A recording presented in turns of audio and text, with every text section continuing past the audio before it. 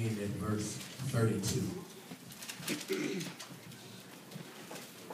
1 Samuel.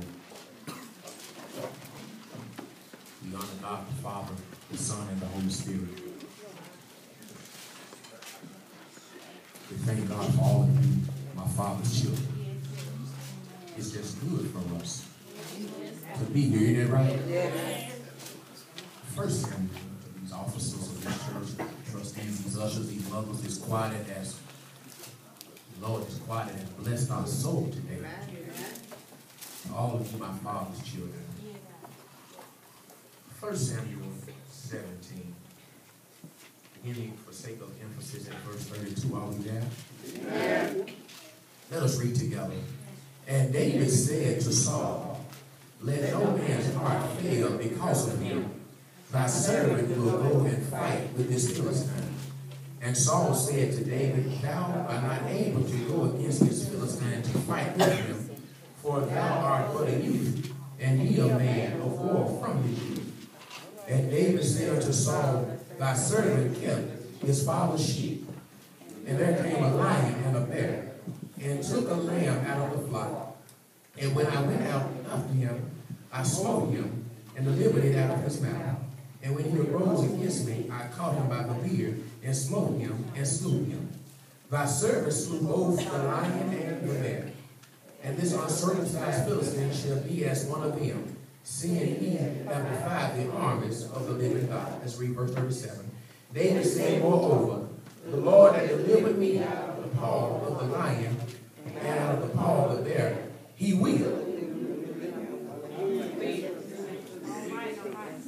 And Saul said unto David, go, and the Lord be with thee. You see what happened here? He said, that's good right there. He said, the God, he will deliver me. We look at verse 32 and 33. Saul looked at David and said, you can't fight him because you are a child. In so many words. If you read back earlier, his brothers looked at him and said, go home. And if you read forward, the lion looked at him and said, you are nothing. In so many words, you are nobody. They all looked at him, they all saw him, but they didn't realize the potential that he had. For a moment, with your help and amen, I want to look at this from the angle of people see me, but they just don't know. All right. People see me. People see me. They looking at me. People see me, but they just don't know. Have you ever been in a place in your life? I'm not asking you to take inventory on anybody else this morning, but have you ever been in a place of your life when people looked at you and thought that you would never be anything? People looked at you and thought that you would never amount to nothing. They looked at you and said that you were a nobody.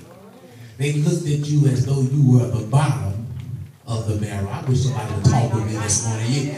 That they looked at you and said that there's nothing in you that can come out and be of any good. I know some of our singing saints remember when people of different persuasion and color looked at you and said that you were nothing. I know that some of you women that worked a job where it was all men on, they looked at you and thought that you were a nobody. I know some black boy, some black girl in this room today that you're looking at the system, you're looking at what the penitentiary is saying for you, you're looking at what the GED people and what the government is saying, and they're saying that we have these things in place for you because you are not going to do anything with yourself. But how many of you know that I'm glad that God didn't see me the way people saw me? there anybody here that can say, I'm glad that God don't look at folks the way you look at folks? Because if God would have looked at me like you looked at me, I would have still been nothing. I would have still been a nobody. I would have still not had a word in me. I would have still not had a testimony. That men looked at you and said that you were a nobody, period. But aren't you glad that God said that you are more than a nobody, because you are nobody trying to tell somebody about a man that was saved? I wish somebody would talk back to me. Help me in here. But aren't you glad that now when man looked at you and said that you are nothing, you can say, I'm glad that you saw that I was nothing, because when I stopped worrying about what you said and I started listening to what God said I'm more than a conqueror.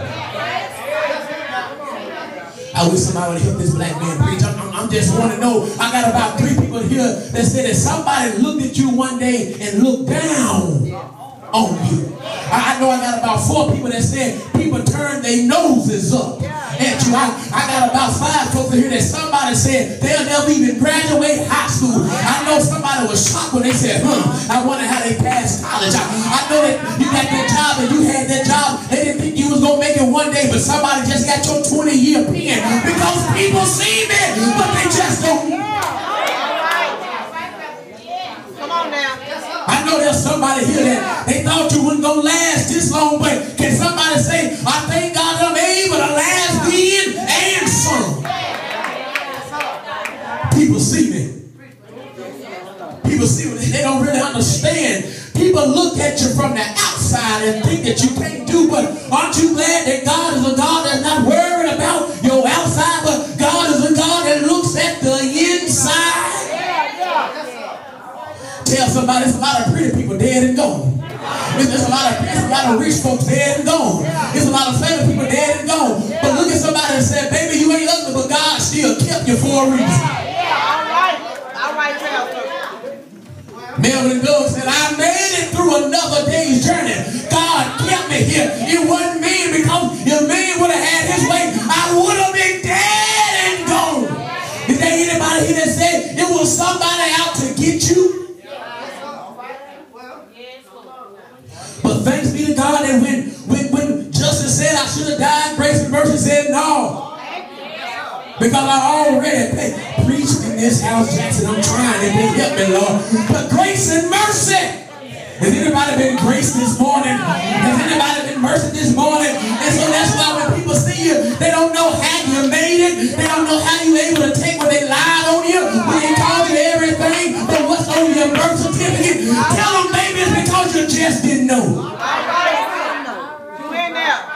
God had a plan for you. I'm glad that God had a plan for me. God has a purpose, and I can't have it all to myself, because I'm looking at some folks that God got a plan for. I'm looking at some folks, just because he blessed me today don't mean he ain't gonna bless you today. And I know some folks got blessed yesterday. I didn't get blessed, but I'm ready, because I know he's somewhere in my neighborhood. Is there anybody here that said, baby, I ain't got no reason to hate, because I love the Lord just like you love the Lord. And if God can bless you with your no good self, he can do the same thing for me, because we've been no good together. People see me, but they just don't know. They don't know that when you was crying tears, they thought it was tears of sadness. They don't know that you were crying tears of joy. I wish I had somebody here. When they saw you down on your knees, it wasn't because you had given up, but you just got ready to go in. You said, Lord, I need you every hour. When they saw you crying, when they saw you rolling, they thought you were saying, I quit, but you were saying, Lord, here I am. Use me. People see me, but about to blow a gasket in here. This word is burning in me. But I'm glad that when man looked at me, man said it's all bad. But I'm glad when God looks at me, he said it's all good. People see me. You all, that ought to be your theme song. Don't go download the rap song, but just let that be your phone since the people see me. But they don't know the trouble I've seen. They don't know the hell I've been through. They see me at church, they call me a holy roller, but they used to know I used to be a holy roller or something else. They say I'm drunk in the spirit now. They should have saw when I was really drunk on stuff. So I know how God brought me out. You see me now, but you don't know the hell I've been through. Is there moving right.